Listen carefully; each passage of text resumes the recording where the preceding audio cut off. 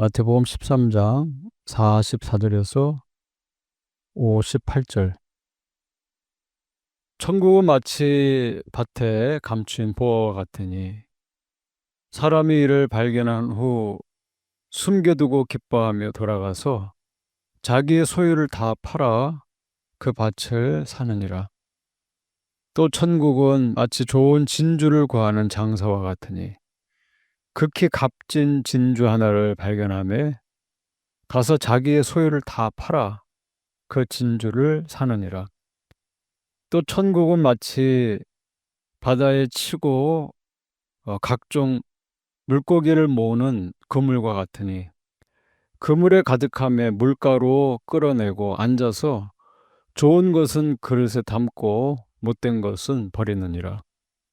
세상 끝에도 이러하리라. 천사들이 와서 의인 중에서 악인을 갈라내어 풀무불에 던져 넣으리니 거기서 울며 이를 갈리라. 이 모든 것을 깨달았느냐 하시니 대답하되 그러하오이다. 예수께서 이르시되 그러므로 천국의 제자된 서기관마다 마치 새 것과 옛 것을 그 곳간에서 내오는 집주인과 같으니라. 예수께서 이 모든 비유를 마치신 후에 그곳을 떠나서 고향으로 돌아가사 그들의 회당에서 가르치시니 그들이 놀라 이르되 이 사람의 이 지혜와 이런 능력이 어디서 났느냐? 이는 그 목수의 아들이 아니냐? 그 어머니는 마리아, 그 형제들은 야고보, 요셉, 시몬, 유다라 하지 않느냐?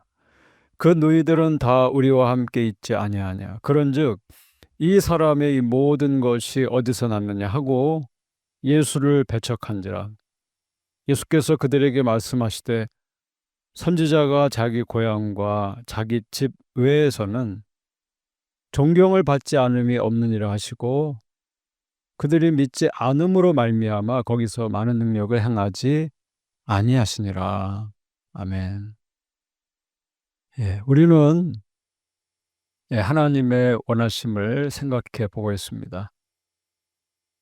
자, 한 해를 정리하고 또 한 해를 맞이하는 그런 시간이죠.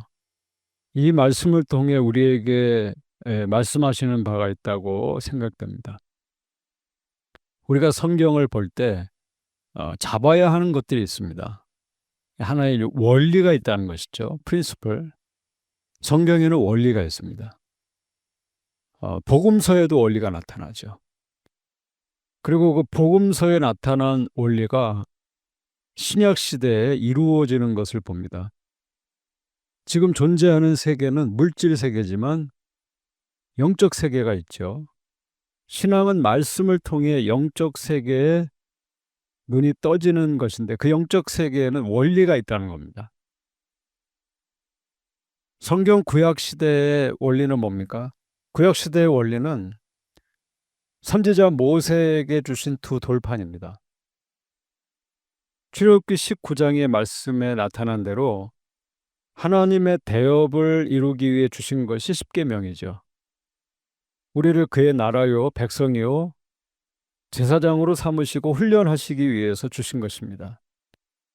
하나님의 기대를 알고 하나님의 나라에서 하나님이 기뻐하시는 것을 이루며 살라는 것이죠.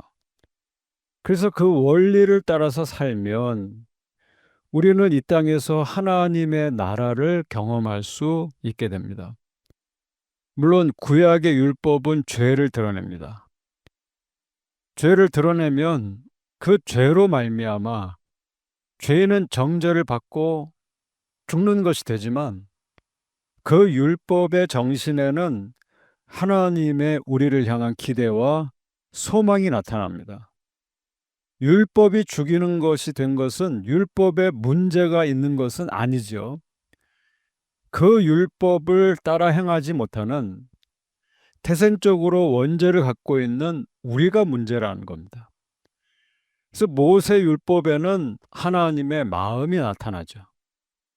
우리가 우상을 멀리하고 우리 하나님만 정성스럽게 섬기면서 이웃을 내 몸과 같이 사랑하라고 하는 천국 백성의 삶의 원리가 나타난다는 겁니다. 너희가 그렇게 살면, 그 말씀대로 살면 하늘과 땅을 잇는 제사장 나라가 될 것이라고 하는 하나님의 우리를 향한 그 바램, 그 원리가 거기 나타난다는 겁니다. 자, 그러면 여러분, 신약 성경의 원리는 뭡니까? 신약 성경의 원리는 붉은 피로 맺은 언약이라고 얘기합니다. 피로 맺은 언약. 예수님의 십자가의 죽으심으로 흘리신 보혈, 그 피로 맺은 언약이 우리에게 있다는 겁니다. 예수님께서 내가 결코 해결할 수 없는 죄짐을 지고 십자가에 올라서 죽으셨습니다. 예수님이 나의 구주, 나의 하나님으로 부활하신 하나님으로 그 예수님을 믿고 고백하면 우리는 더 이상 죄인이 아니라 의인으로 하나님 앞에 의인으로 칭해지는 구원의 은혜를 얻게 된다는 겁니다. 자, 그러면 우리는 질문이 시작이 되는 거예요. 수많은 질문 중에서도 그러면 그저 예수님을 믿음으로 다 끝나는 것인가? 그렇지 않죠.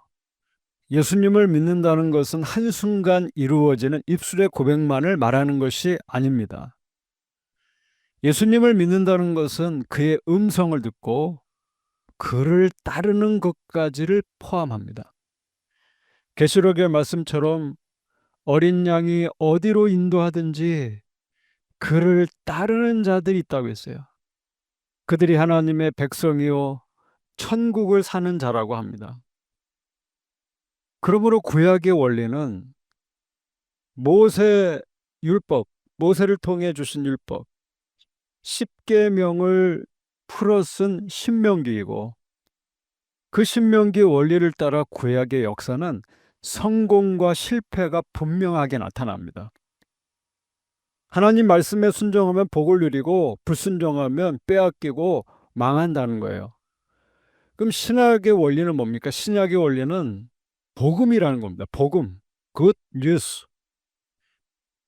그 복음이 나타난 것이 복음서입니다. 예수님의 가르침과 치유와 선포하는 복음이 신약 시대의 전 역사에 흘러갑니다. 사도행전에 그것이 나타나고 제자들의 서신에 그것이 나타나고 이후의 교회의 역사에 그대로 나타납니다. 우리는 사도행전의 사도들의 가르침과 그 편지들 속에서 반복되는 어떤 내용을 발견한다는 거예요. 복음서에 나타난 내용을 발견한다는 거예요. 서신에서 복음서와 똑같은 원리가 나타난다는 겁니다. 서신을 보면, 신약 성경의 편지들을 보면 예수님의 가르침의 원리를 발견하게 된다는 거예요. 영적 세계에는 하나의 프린시플이 있다는 겁니다. 원리가 존재한다는 거예요. 우리는 복음서에서 그 원리를 발견할 수 있다는 겁니다. 오늘 이 말씀에는 중요한 세 가지 원리가 나타납니다. 첫 번째는 예수님께서 천국은 밭에 감추인 보화와 같고 좋은 진주를 구하는 장사와 같다 그랬어요. 여기 44절에서 46절입니다. 천국은 마치 밭에 감추인 보화와 같으니 사람이 이를 발견한 후 숨겨두고 기뻐하며 돌아가서 자기의 소유를 다 팔아 그 밭을 사느니라. 또 천국은 마치 좋은 진주를 구하는 장사와 같으니 극히 값진 진주 하나를 발견하며 가서 자기의 소유를 다 팔아 그 진주를 사느니라. 이 말씀에 반복되는 것처럼 이 땅에 살면서 천국을 발견하고 천국의 가치를 알게 된 사람들은 자기의 모든 소유를 팔아서 그 천국을 살 정도로 그 천국의 귀중함을 깨닫게 된다는 말씀을 주고 있어요. 그 누군가는 밭에 금과 보화가 감추인 것을 보면 뭡니까? 자기가 갖고 있는 게 하찮다고 느껴집니다. 그 밭에 있는 보화가 감추어진 것을 보면 자기가 갖고 있는 것들을 팔아서 그 밭을 사요. 왜? 거기 훨씬 더 가치 있는 거예요. 귀중한 거예요. 비교할 수 없는 거예요. 여러분, 누군가가 극히 가장 값진 진주 하나를 발견하면 자기 소유를 다 팔아서 그 진주를 삽니다. 왜요? 비교할 수 없다는 거예요. 비교할 수 없는 가치가 있는 거예요. 제가 정말 그런 진주가 있나 해가지고 찾아봤어요. 근데 있더라고요. 2006년에 그 필리핀 팔라완 앞바다의 한 어부가 진주를 하나 발견했습니다. 길이가 66cm예요. 폭이 30cm예요. 무게가 34kg이나 돼요. 그런 진주를 하나 발견을 했답니다. 근데 그 진주의 가치를 몰랐어요. 10년 동안 자기 침대 밑에 놓고 살았다고 하죠. 한 번은 집에 불이 나서 막 그 불을 끄고 짐을 정리하다가 지인이 그것을 보고 그거 정말 가치 있는 것이라고 하는 거예요. 알고 보니까 꺼내서 보니까 그 진주 하나가 한국 돈으로 1124억의 가치가 있었다는 겁니다. 이 땅에 있는 가장 큰 진주, 가장 값진 진주였어요. 여러분, 만약에 그 진주의 가치를 그 어부가 알았다면 침대 밑에 두고 살지는 않았을 거예요. 하찮게 생각하지 않았을 거예요. 여러분, 천국이 그렇다는 겁니다. 이 땅에 어떤 것보다 가치 있다는 것을 깨닫게 되면 뭐예요? 내가 그동안 갖고 있던 거 다 팔아서 그거 살려고 한다는 거예요. 여러분, 도대체 이 원리가 어디서 나타납니까? 이 천국의 가치에 대한 이 원리가 어디 나타납니까? 사도행전에서 이것을 그대로 우리는 볼 수 있어요. 사도행전 2장 42절 이하를 보면 초대교회 예루살렘 교회가 어떤 교회였는지 나타납니다. 이렇게 말씀하죠. 그들이 사도의 가르침을 받아 서로 교제하고 떡을 떼며 오로지 기도하기를 힘쓰니라. 사람마다 두려워하는데 사도들로 말미암아 기사와 표적이 많이 나타나니 믿는 사람이 다 함께 있어 그 물건을 서로 통용하고 또 재산과 소유를 팔아 각 사람의 필요를 따라 나눠주며 그렇게 얘기합니다. 하나님의 성령이 세운 교회는 예수님의 말씀을 배웠어요. 그들은 말씀을 배우고 펠로우십 교제하고 기도했습니다. 예수님께서 전하신 천국 복음을 들었어요. 하나님 나라에 대한 소망, 천국 소망이 커져만 갔습니다. 그리고 그들은 어떻게 합니까? 자기가 쓰던 물건을 팔아서, 소유를 팔아서 필요를 나누기 시작했어요. 물론 명절을 지키러 온 각 지역 유대인들이 회심하여 교회가 갑자기 커지니 필요가 많아지고 자기가 쓰던 것을 나누어야 되는 상황이 있었을 겁니다. 실제로 요셉이라고 하는 그 섬사람은 자기의 자기의 소유를 팔아서 교회에 드리죠. 그리고 그는 바나바가 되었어요. 안디옥 교회를 섬기던 바나바가 되었습니다.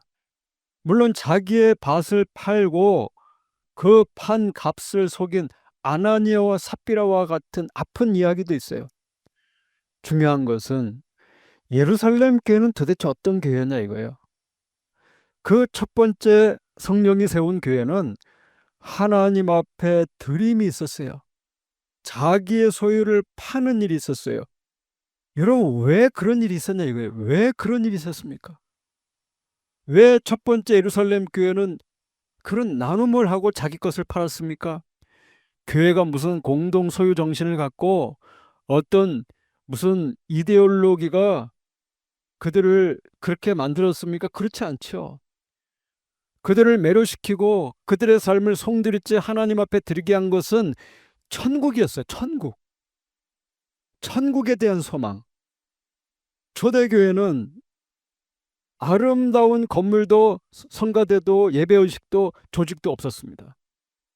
그들에게 있었던 것은 여기 2장 42절에 나타난 것처럼 가르침이 있었어요. 예수님의 말씀에 대한 가르침. 교제와 성찬과 기도가 있었습니다. 그들이 원래 누리던 것과는 비교할 수 없이 사실 초라한 것일 수 있습니다. 그러나 이 초대교회에 있었던 경험한 사람들은 천국의 가치를 발견했다는 거예요.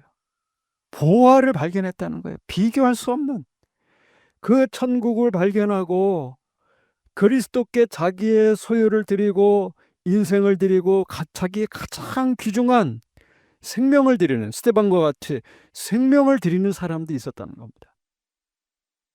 도대체 그들 안에 무엇이 있었기에 그들이 이렇게 행할 수 있었습니까?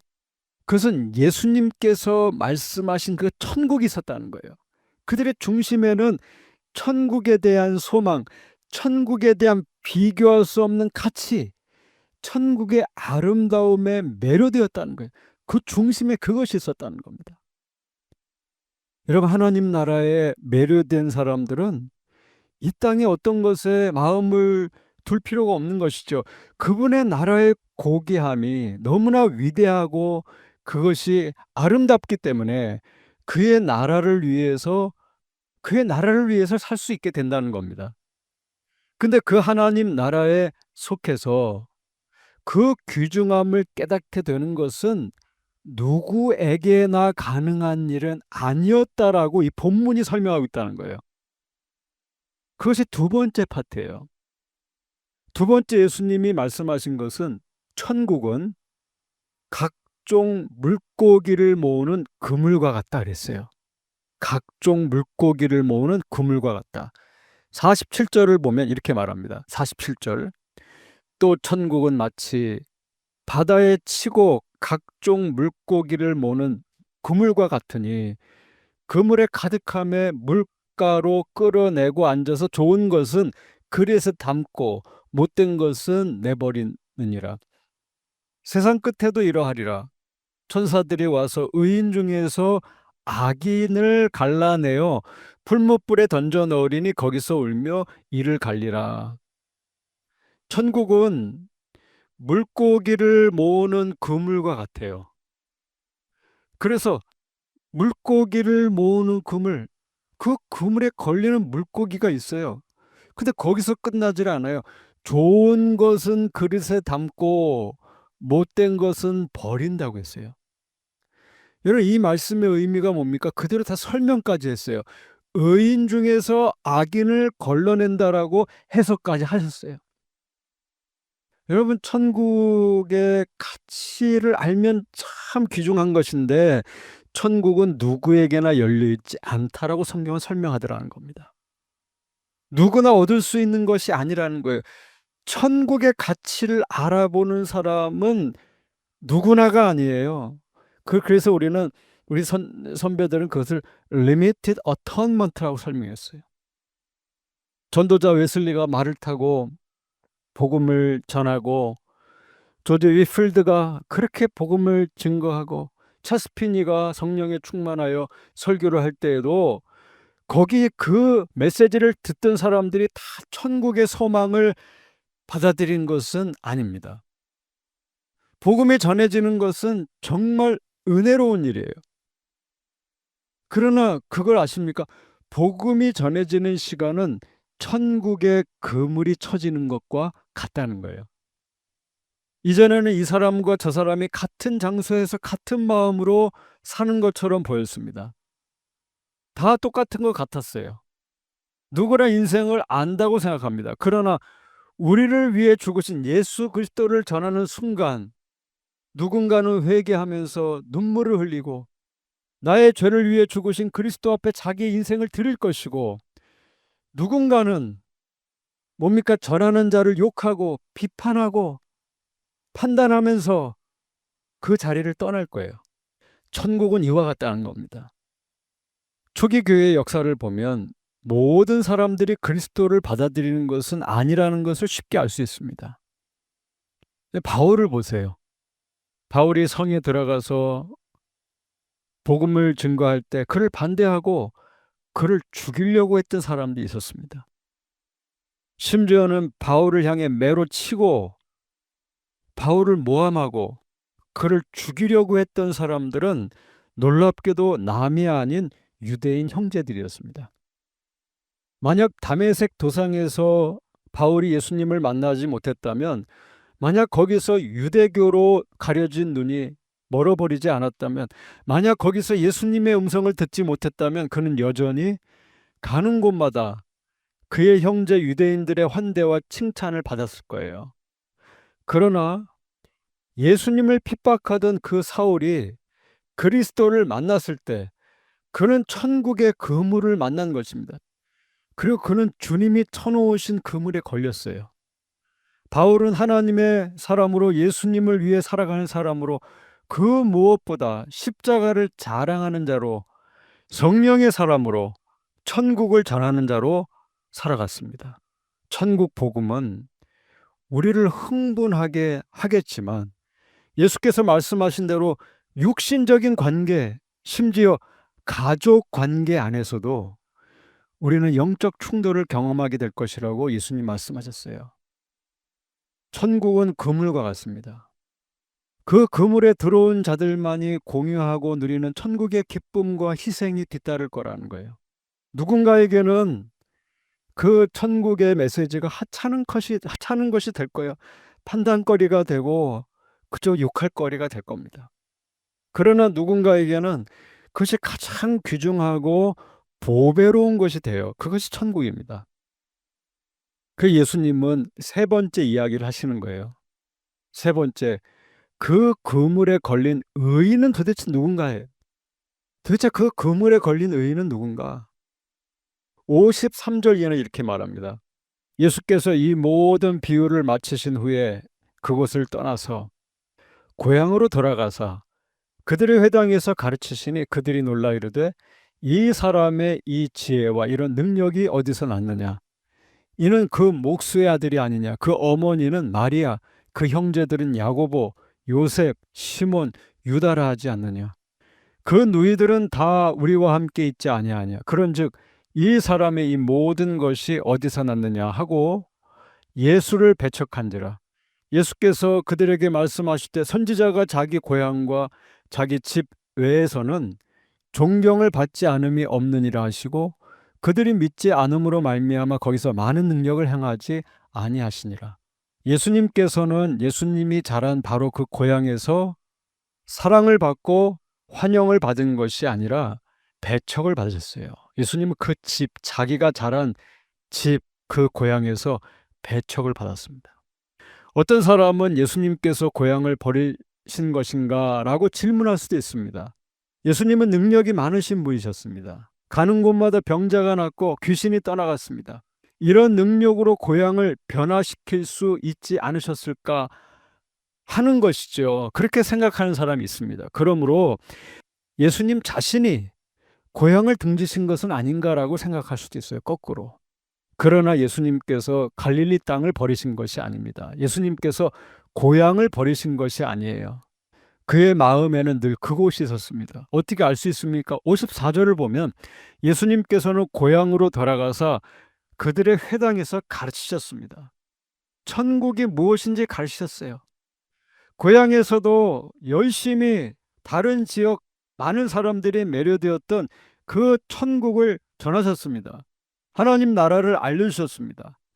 그의 말씀을 듣는 이들은 그의 지혜와 능력을 맛보았어요. 이 땅의 것이 아니었습니다. 권세가 있었어요. 그러나 바로 그 고향 사람들, 예수님의 집 사람들, 그 사람들은 예수님을 따르지 않았습니다. 그가 전하는 천국의 메시지를 아주 적은 사람만이 들었어요.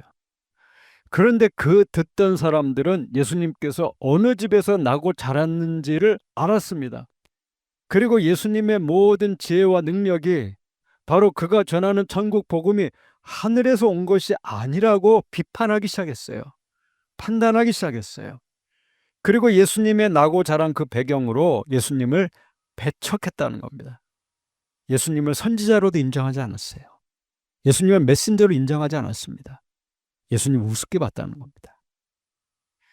그러므로 그들이 믿지 않음으로 말미암아 그곳에서는 많은 능력을 행하지 않으셨어요. 우리가 여기서 발견하는 것이 무엇입니까?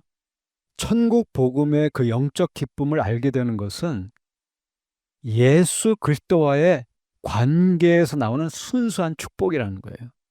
천국의 그 그물에 걸리는 축복을 얻는 그 의라고 하는 것은 결국 예수님과 나와의 그 개인적인 믿음의 문제, 그 관계의 문제라는 것을 알게 된다는 겁니다. 나에게 찾아오셔서 천국 복음을 나누어 주시는 주님.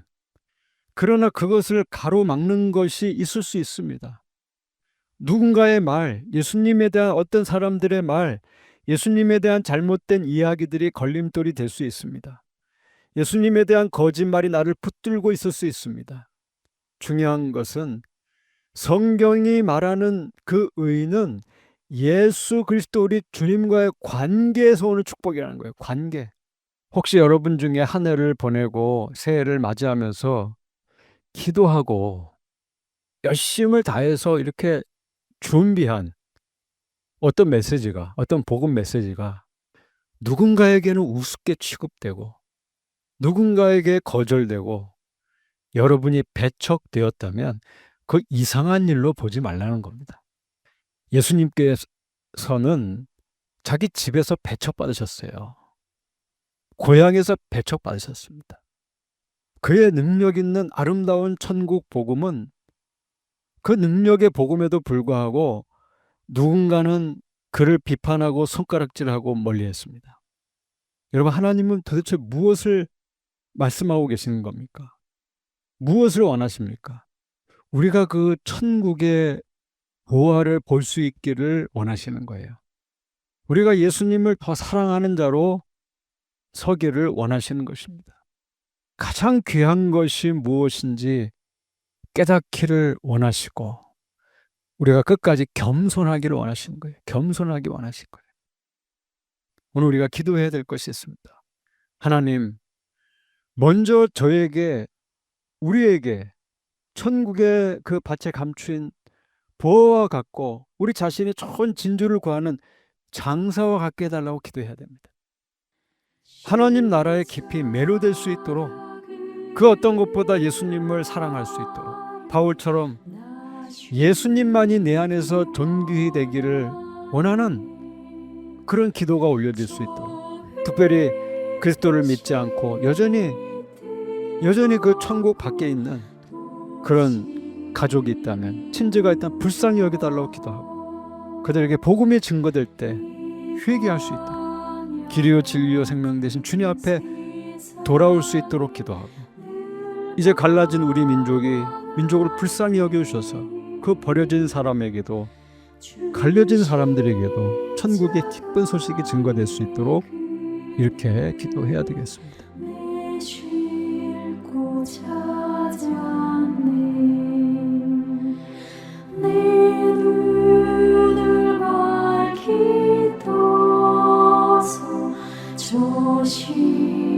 십자가 볼 때 나를 위해 고난 당하신 주 예수 보인다. 그 영상 볼 때 내 맘에 큰 찔림 받아서 그 사랑 감당 못하여 눈물만 흘리네. 십자가 그늘에서 나 길이 살리네. 나 사모하는 광채는 주 얼굴뿐이라. 이 세상 나